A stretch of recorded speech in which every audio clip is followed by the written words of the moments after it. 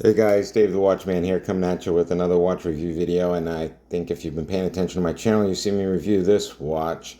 This is the Olevs Square Sports Chronograph watch. It's the let's see here, what's the OLS 9925 watch.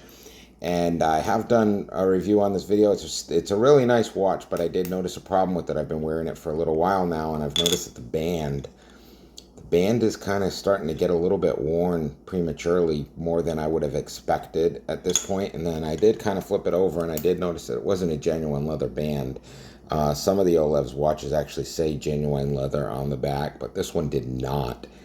So I'm doing this review to kind of get you guys to look at it. And if you are looking at this watch, I would highly recommend getting a different band for it, just because of this problem here that I'm starting to have. It's really starting to wear, and I'm not too happy about that. So what I'm actually going to do is I'm going to actually pick up a metal bracelet, or possibly a silicone band, because I think this watch could go either way. I mean, I could get a leather band, a genuine leather band. I could get a silicone band, or I could get a metal bracelet, and I think it would look good in either style, honestly. I mean, it's a luxury sporty watch. I do have an in-depth review on this watch, so if you want to check out my channel on YouTube, Dave the Watchman, you can see an actual review of this watch. But I basically just want to do a follow-up review on this watch and let you guys know what is happening with the band and how I'm going to end up correcting the problem. Once I get the band in, I'm actually going to do a review on how I'm going to actually change the band and see how it looks when it's done. But all in all, I have to say I do like the watch. It's a very nice watch. It's holding up pretty well, other than this band issue, but that makes sense that it's not a leather band, and it is starting to wear.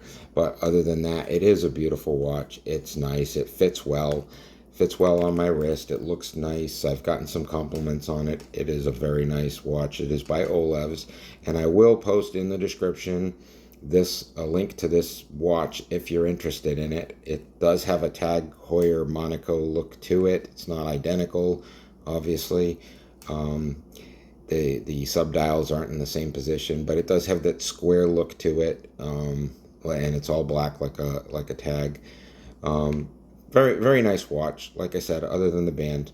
But I will see you guys again in the next video when I get the watch band in. I'm still on the fence as to whether or not I should get a silicone band for it, or if I should get another leather band, or if I should get a metal bracelet. So if you guys have any ideas on what you think would look best on this, let me know.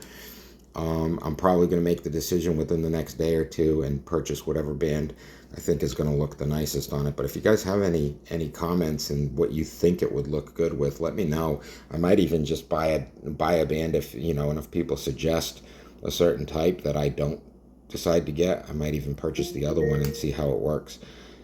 So if you guys like this content and you want it to keep on coming, make sure you hit that like button and the subscribe, and I will be coming at you with more watch review videos. I do have a lot of watches on order, so I will be having a lot of watch review videos coming up.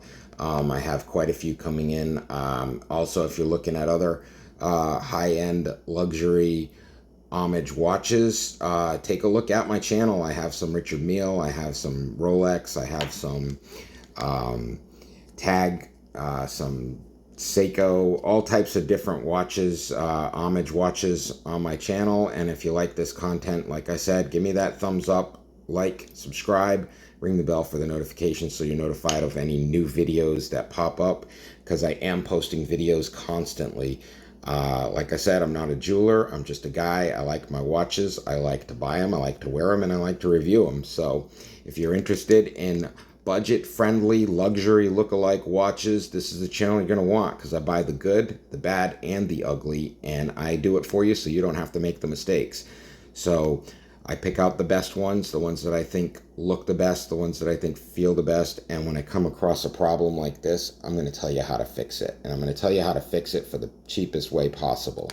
So stay tuned to Dave the Watchman on YouTube, and I will be back at you with another watch video very soon. Have a great day.